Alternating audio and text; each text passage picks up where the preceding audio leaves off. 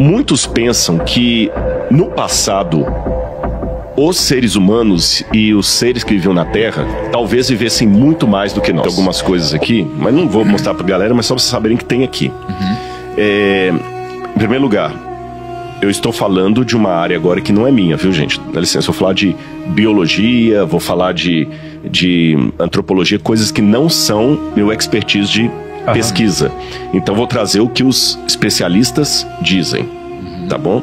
Num primeiro momento, vamos pensar assim, gente, esses 4 patetas aí estão com o conto da carochinha. Como é que alguém vive 300 anos?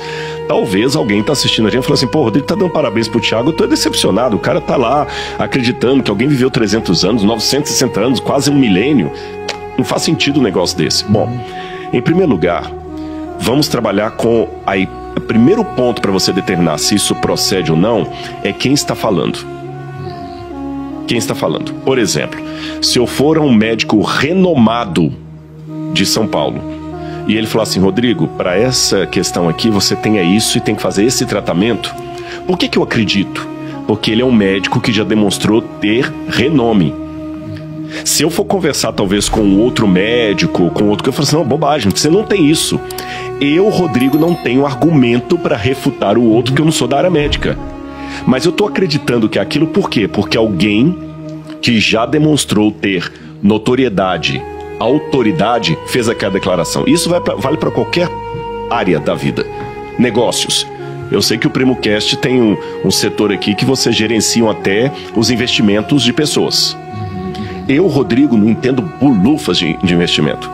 Às vezes eu fico vendo os cortes de vocês lá, a Laura acompanha e tal. Olha, você investe aqui, olha, você tem que investir aqui em mercado, assim, um pouco em dólar. Agora não é hora de investir em dólar. Olha, eu não investiria agora em mercado imobiliário. Não é o momento.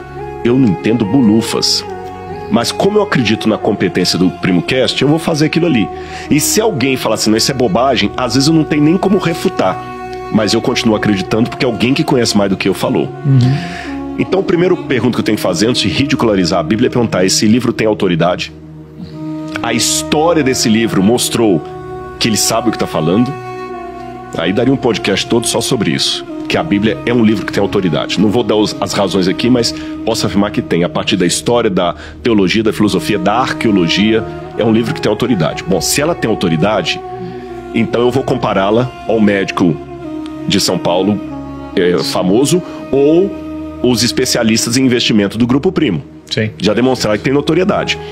E às vezes vocês vão me dar um conselho financeiro que não faz o menor sentido. E se alguém perguntar assim, Rodrigo, por que? Não sei. Sabe, eu conversei lá com o Grupo Primo e falaram que eu tenho que tirar o dinheiro dessa aplicação aqui e colocar na outra. A Bíblia deu essa afirmação. Então eu posso trabalhar com hipóteses. Quando você vai conversar com pessoas, quer sejam elas da área bíblica, quer sejam elas crentes ou não crentes, da área científica, eles levantam algumas hipóteses interessantes. Lembrando, o que eu vou falar daqui para diante não é fruto da minha pesquisa, porque não é meu expertise. Tá. Alguns vão falar que isso que eu vou dizer aqui é besteira, outros vão falar que não, mas tem artigo indexado sobre o que eu vou dizer.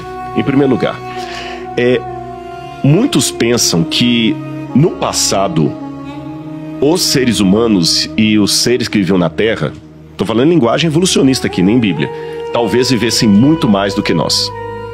Por quê? Por exemplo, a questão da vitamina. Eu tenho artigos aqui, inclusive eu baixei alguns artigos aqui, se alguém quiser, depois eu posso te mandar artigos indexados. Há uma polêmica sobre a vitamina, se a vitamina C prolonga mesmo a vida ou não prolonga. Independente da polêmica, enquanto possibilidade, olha o que alguns descobriram. Os ancestrais humanos sintetizavam a vitamina C dentro de si.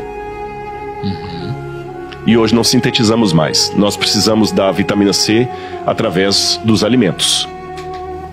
Mas, se os nossos antepassados sintetizavam vitamina C, o que isso poderia gerar?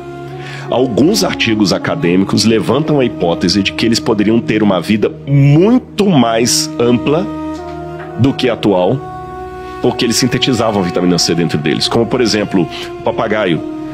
que sintetizam, eles fizeram também com alguns tipos de vermes que sintetizam, outros eles provocaram em laboratório a síntese. Eu estou fazendo um resumo de uns 10 artigos que eu li